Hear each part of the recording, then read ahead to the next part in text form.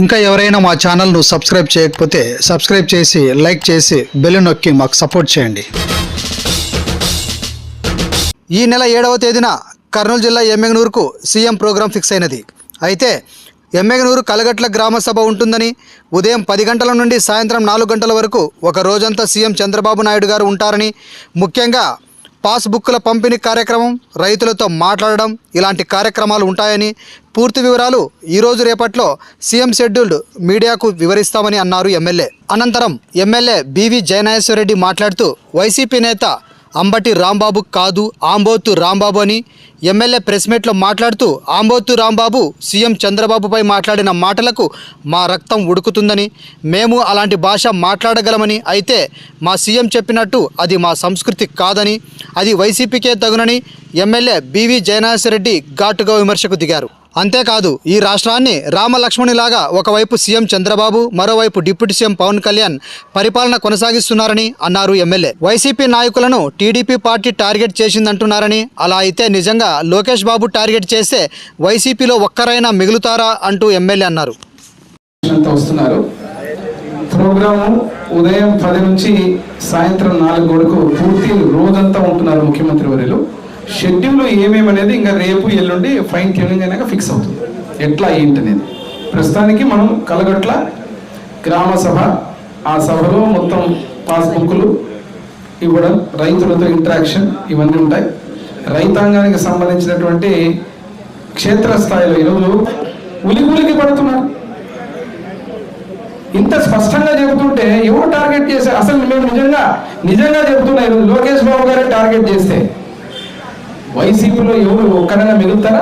మీరు చేసిన పాపాలకి, మీరు చేసిన తప్పులకు.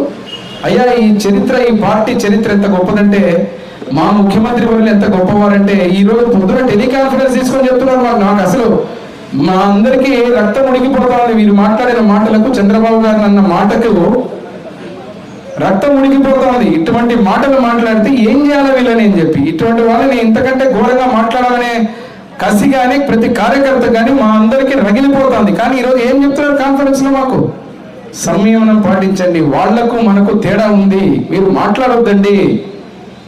కేవలం ఈరోజు రాష్ట్రాన్ని అగ్నిగుండం చేయాలని ఒక డ్రామా ఇదంతా. రెచ్చగొట్టి మాట్లాడడం వల్ల మీరు పోయి ఏదైనా గందరగోళం చేస్తే రాష్ట్రానికి ఇప్పుడిప్పుడే వస్తున్నాయి పెట్టుబడులు.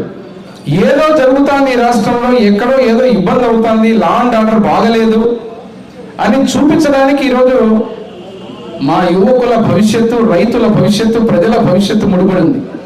ఇక్కడ ఏదో రాష్ట్ర హితం గురించి మాట్లాడే ముఖ్యమంత్రి గారు నారా చంద్రబాబు నాయుడు గారు అయితే తన ఉనికి కోసం తప్ప, తన కోసం తప్ప సొంత తల్లి చెల్లిని కూడా పట్టించుకునే వ్యక్తి. ఒక పక్క జగన్మోహన్ రెడ్డి అయితే తనని తిట్టినా, తనని బూతులు మాట్లాడినా, తల్లిని, సతీమణిని, భూనమ్మను అందరినీ కూడా ఇబ్బంది పెట్టినా కూడా ఇంకా కూడా ఈరోజు రాష్ట్ర ప్రజల కోసం, రాష్ట్రం కోసం ఆలోచించే నాయకుడు మా నాయకుడు నారా చంద్రబాబు నాయుడు గారు.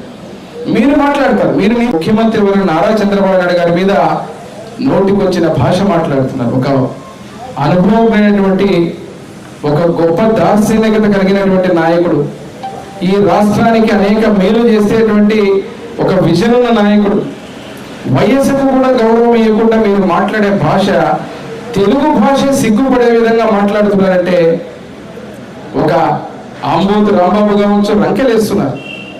మీరు మాట్లాడేటువంటి అంబటి రాంబాబు గారు కానీ మీరు మాట్లాడే మాటలు ఈరోజు మాకు ఇప్పటికీ ముఖ్యమంత్రి వర్యులు నారా చంద్రబాబు నాయుడు గారు, మా లోకేష్ బాబు గారు, మా తెలుగుదేశం పార్టీ శ్రేణులందరికీ కూడా సంయమనం పాటించండి, ఇటువంటి భాష మాట్లాడకూడదు, రాష్ట్ర హితం కోసం మనం పనిచేయాలి తప్ప సేవాపూర్వకంగా ఉంటాయి విమర్శలు అని చెప్పి ఈ రోజు కూడా చంద్రబాబు నాయుడు గారు మమ్మల్ని అందరినీ కంట్రోల్ చేస్తూ ప్రతి ఒక్కరికి ఒక పద్ధతి, క్రమశిక్షణ కలిగిన పార్టీగా మీరు మాట్లాడొద్దనేది మాకు చెబుతా ఉంటే, నోటికి వచ్చినట్టు భాష మీరు మాట్లాడుతుంటే ఎవరికి చేతకాక కాదు, మీకంటే అద్భుతంగా మాట్లాడగలిగిన శక్తి ఉన్నా కూడా ఒక సంస్కృతి, ఒక పద్ధతి, ఒక గౌరవం అనేది రాజకీయాల్లో విశ్వవిఖ్యాత సార్వభౌమ నందమూరి తారక రామారావు గారు స్థాపించినటువంటి ఈ పార్టీలో మరి ఈరోజు మీరు వాడిన భాషకు చంద్రబాబు నాయుడు గారికి అభిమానులు ఉండరా? మేమందరం వారి అభిమానులం కాదా? లేకపోతే వారిని గౌరవించి వారిని ఇష్టపడేటువంటి వ్యక్తులు ప్రపంచంలో కోట్ల స్థాయిలో ఉన్నారు, లక్షలు కాదు కోట్లు.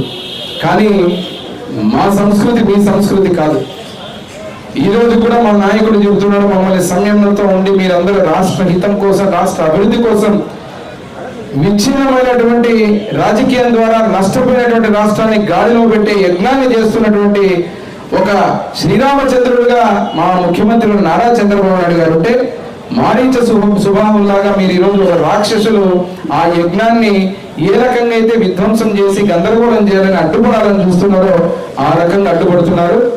ఎట్టి పరిస్థితుల్లో ఈరోజు డిప్యూటీ సీఎం పవన్ కళ్యాణ్ గారు కానీ, నారా చంద్రబాబు నాయుడు గారు కానీ రామలక్ష్మణులాగా ఈ రాష్ట్రాన్ని, కూటమిని, నరేంద్ర మోడీ ప్రధానమంత్రి వారి యొక్క నాయకత్వంలో